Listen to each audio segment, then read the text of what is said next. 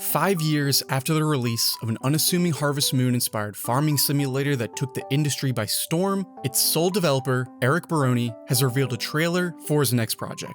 If this isn't your first time viewing this channel, you should probably know how important Stardew Valley is to me, as its approach to progression, life affirmation, and relationships provided me with a healthy and much-needed escape from the anxieties of the pandemic in 2020. Needless to say, I am insanely excited for ConcernedApe's recently revealed Haunted Chocolatier.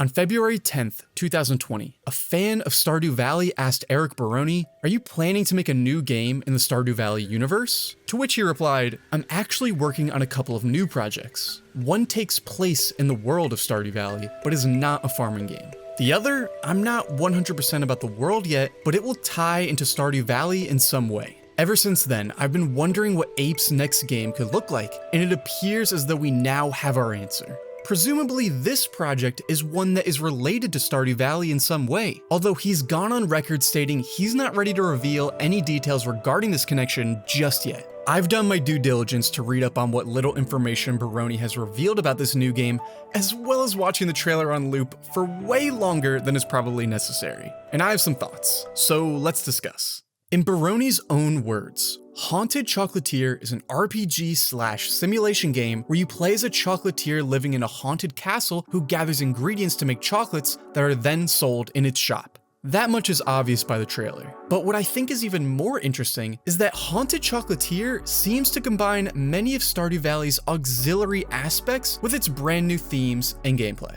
In my previous Stardew Valley video, I discussed how ConcernedApe's original vision to make each of the game's professions complex enough to potentially each be a game of their own, thus allowing players to specialize in whatever profession they enjoyed the most, ended up feeling more like a connected web of activities that were all necessary to participate in to get the most out of each profession. Some felt like they received more attention than others, and interestingly enough, it appears as though the amount of different professions will be reduced moving into Haunted Chocolatier. With farming being completely absent from this trailer, I think whatever professions do carry over have the potential to be significantly expanded upon. What first stuck out to me upon my viewing of this trailer were all the little details that felt familiar as a player of Stardew. For one, relationships seem to remain a big focus in Haunted Chocolatier. The trailer showcases a couple of one-on-one cutscenes similar in structure to the heart events from Stardew Valley, along with an example of gift giving. To me, the most interesting cut related to relationships, however, was this one, where the player character is asked a question by an NPC and given a choice of various dialogue options to respond with. Dialogue options were rarely present in Stardew Valley, typically showing up in specific heart event cutscenes where the outcome could influence a relationship further than simply giving the character the right or wrong gift. If this trailer is anything to go by, I think these dialogue options could become more common in Haunted Chocolatier, as this one seems to appear during the regular flow of gameplay, independent from a cutscene. ConcernedApe is really great at writing empathetic dialogue, injecting it into Stardew Valley's many touching cutscenes. However, the process of reaching those heart events was a bit of a slog. I think adding more variables than just giving an NPC the same gift day after day will make relationship building more enticing to a wider audience of players. So I'm hoping that this scene is an admission that this is under consideration. Going back to professions, it seems as though foraging will return to gather chocolate ingredients, as will combat and dungeon crawling in this otherworldly twist. The default movement speed and combat animations seem to be a bit faster and snappier than they were in Stardew Valley, along with a more fluid blocking animation. The weapons being used look pretty basic, but are on par with the speed and reach of some of Stardew's more powerful weapons. So I'm hoping this means that combat is receiving a significant overhaul. I think it would be a welcome change, as combat in Stardew Valley was serviceable, yet pretty clunky at best. Now that we've got all the neat Stardew looking things out of the way, let's talk about the brand new focus we know almost nothing about: chocolatiering. I think there's a few important takeaways regarding what this game actually is in Eric's blog post announcing the game.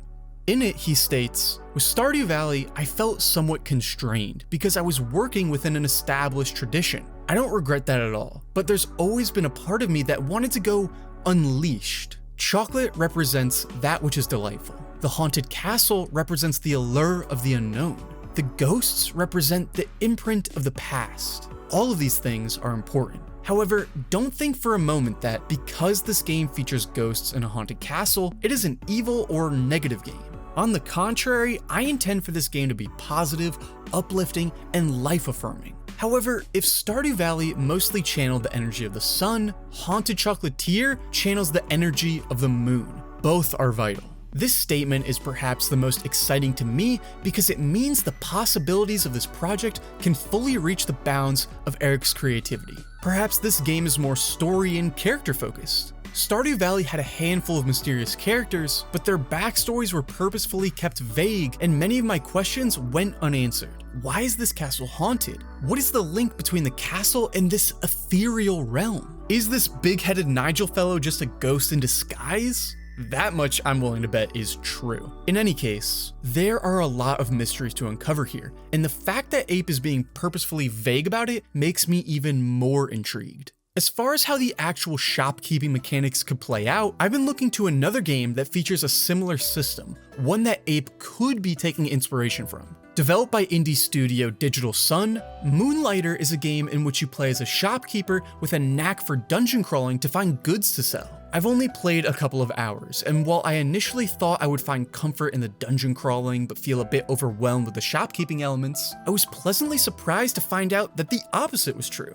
Fresh out the gate, the shopkeeping mechanic is both intuitive and addictive. You place spoils found in the dungeon up for sale, setting your own price for them. And when you open the shop for the day, customers will react according to how expensive or cheap an item is. There's supply and demand to consider, as well as a bunch of upgrades you can acquire for both the shop and the town. I've had a lot of fun putting items up for sale that customers believe were severely under or overvalued, followed by scrambling to change the price before the next customer arrives. And I've only just scratched the surface. It's hard to say how similar Haunted Chocolatier's shopping mechanics will be to Moonlighter, as there isn't a ton to go off in this trailer and everything is subject to change. But I hope it borrows some cues from and innovates on what Moonlighter has established. At the very least, the shop customization options seem to be much more robust than placing and moving furniture was in Stardew Valley. Ultimately, no matter how any of this actually turns out, I'm just happy to see another project is on the horizon. I, as much as the next fan of Stardew Valley, am incredibly excited to get more details on the game. But as a fan of Eric Barone, I'd love for him to continue taking his time to make this game exactly what he wants it to be. While many Stardew fans may have desired or expected a sequel of sorts, I'm more excited to see that Eric is going in a new direction that, according to his blog, seems to be unabashedly his own. If you're interested in reading more about his approach to the development of this game, I've left a link to the blog in the description of this video. I highly recommend checking it out. If any one thing is certain about Haunted Chocolatier, it's that this game is going to be full of ethereal bangers I'll probably be listening to in order to calm myself to sleep for a long time. Thanks for watching, and a special thank you to my patrons listed on screen for making videos like this possible. If you're interested in some bonus content in exchange for supporting the channel financially, check out the link to my page in the description. More importantly, this video is a bit of a departure from what I usually upload on this channel. To be honest, I just felt incredibly inspired to make something like this at 2 o'clock in the morning and really needed to get some thoughts out to go to sleep. Please let me know what you thought about this type of video, and if you'd like to see more analysis of trailers in the future, feel free to leave a comment below. Thanks again, remember to subscribe, like the video, all that stuff, and I'll see you again soon with another big project I've been working on, I promise.